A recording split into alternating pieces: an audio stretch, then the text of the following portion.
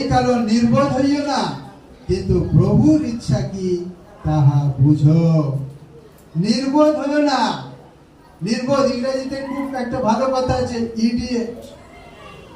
বাংলা কথায় নির্বোধ বললে কেউ মাইন্ড করবে না, যদি ইডিয়েট বলে না অনেক মাইন্ড করে। ইডিয়েট মানে একদম যার কোনো বোধ শক্তির টোকাও নেই। ওই জন্য বলছে তোমরা নির্বোধ হইও না। প্রভুর ইচ্ছা কি সেটা জানো। অনেক লোক অনেক কথা বলবে, কিপ সাইলেন্ট, নীরব থাকো, শোনো। যেমন প্রভু যিশু বলছেন, ঈশ্বরের বাক্যে লেখা আছে, তিনি মুখ খুললেন না।